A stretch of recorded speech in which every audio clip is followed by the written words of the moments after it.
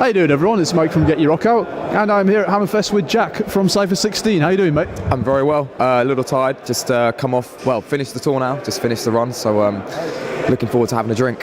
So that was the last night of the tour, then? Last performance. Well, today was the last one. We just done 10 on this. We were supposed to do 11. Just ended up doing 10 in the UK, and we did one show over in Norway as well.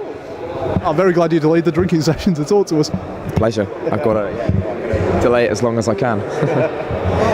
So you just played. You followed the Bastard Sons, and they got the crowd really revved up. Was it a good crowd, good vibe? Yeah, it was. It was really good. I mean, we went on very early. Went on at 2 o'clock, I think it was. And obviously, you know, festival style, most people are still hungover and crawling out of bed at about 1. So you never quite know how it's going to be when you go on early. But it was great. Yeah, it was really, really nice. You know, the room was full, and people seemed to enjoy it, and a couple of quite hardcore fans were down there as well, so that was great. And it's good as well because you were on, I think, before the main stage opened, so you had the whole crowd to yourself. Right, exactly. We discovered that the main stage doesn't open until 3 or 3:30, so we had everyone crammed into ours. Before they opened it up, so that was fantastic. Good timing. Just made it. You had the Determined EP last year. Now, the information I've got says new album early 2014. Is it already out? Is it coming out? What's happening? It's not going to be early 2014. It might be late 2014, and it's the album. So we're tracking it in July, and we're talking to a couple of quite big labels about working with it.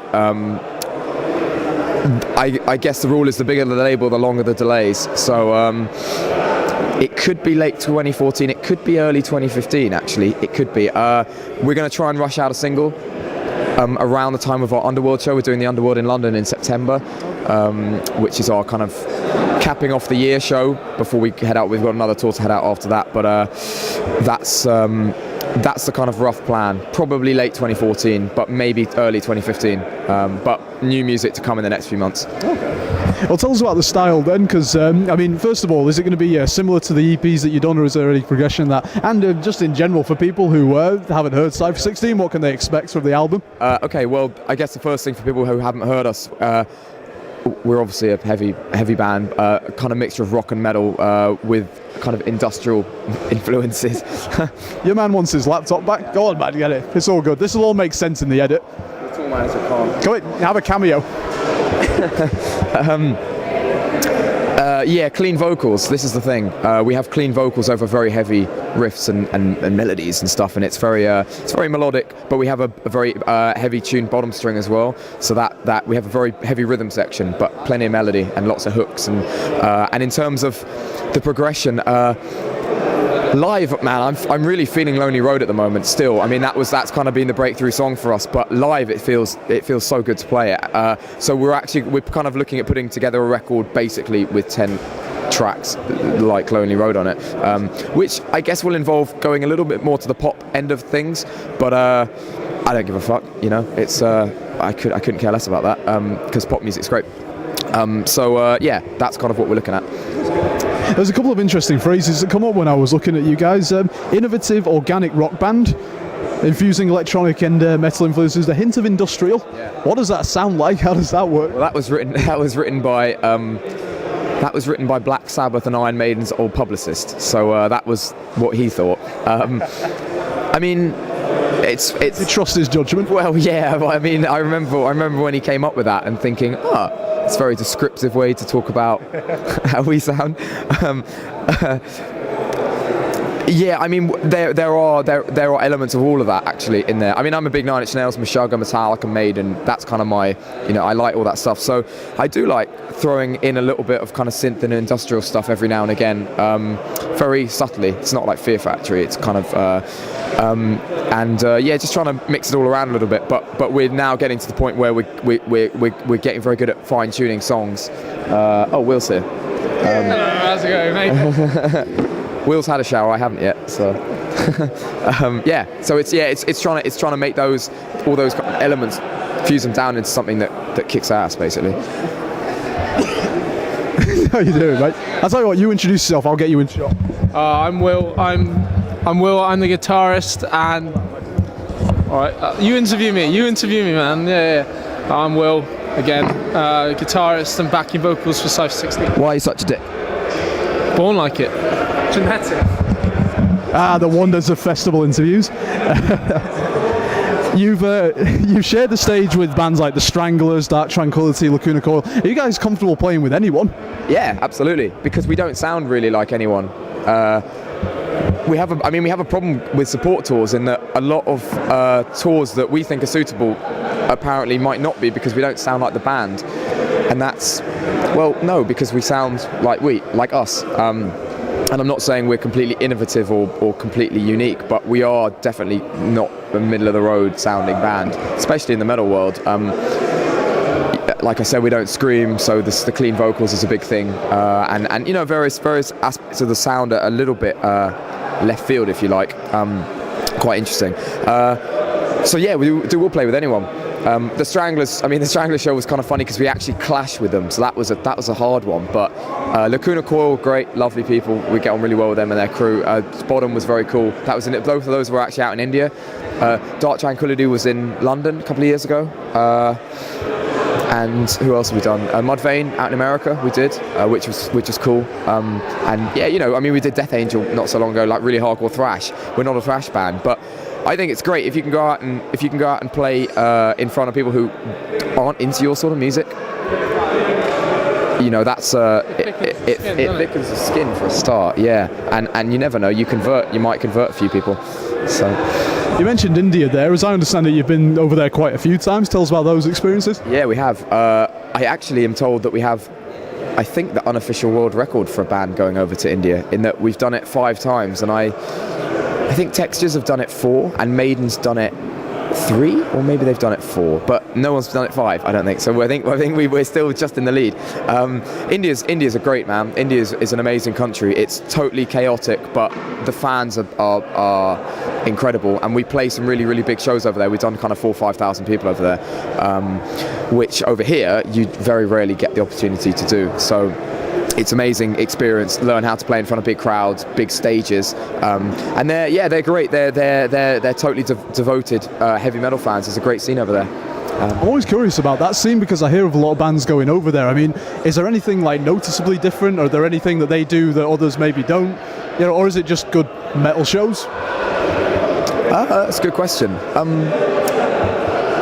Not really. I mean, the scene is actually quite small. Once you work it all out, and once you get to know the people who matter, the scene is actually quite small. The big difference with India in the way things work is that most people don't have any sort of a disposable income. That's what I was going to say. Which means when people come to put on shows, and in particular shows bringing international bands over, the promoter doesn't have the income in his pocket to begin with to invest in the show. So what happens is they have to get sponsorship to do a show. So like, if Metallica comes down, Coca-Cola will sponsor it, or someone will sponsor it because they'll pay for the cost of the show and reap the rewards back when 30,000 people get a free Coke bottle or whatever it is at the show, and loads of marketing and stuff. So that's noticeably different. And they have a lot of big shows, have a lot of college shows over there, which is like, if you imagine if our universities were to do one big festival each every year, which everyone at the festival goes to. Which is not a bad idea, quite frankly. It's not a bad idea. I don't know if it would work, but so they have these shows, and bands come and play them, and then like 20,000 people from the university turn up and just have a great time. Not even necessarily into that particular band, but they will just come along to the show, and that's been an amazing thing for us to go into, and that's very different. That's a good idea. Student festivals, the amount of alcohol there would just be crazy. They could drink. I mean, we've done the Oktoberfest twice over there, which is Kingfisher. It's a great Indian Oktoberfest, so it's like a beer festival run by Kingfisher, who are the main beer company in India. I mean, forget what you think about Cobra. It just doesn't really exist there properly. It's a British drink primarily, but Kingfisher is really big there, and it controls large portions of the country. So yeah, they have this big Oktoberfest beer fest, and they have Kingfisher like normal lager, and then they have Kingfisher Strong, which is 8-9%, and that's fucking brutal because you pick up the can and you do it, and you don't realise until you're on the floor half an hour later. Yeah. Before or after you played the set? That's yeah, you never quite know. Usually afterwards, but it just depends what we've been doing the night before. So I feel like I'm leaving you out here. How was the set? How did you like it? How do you like Wales? Well, I live quite near to Wales. But south. I live near Monmouthshire, in Monmouthshire, and so commute to London, where the band's based, to rehearse, record, gig for the most part, and so I like it. I'm used to the countryside. I'm used to being out in the wilderness. Our bass player isn't. Neither's our tour manager.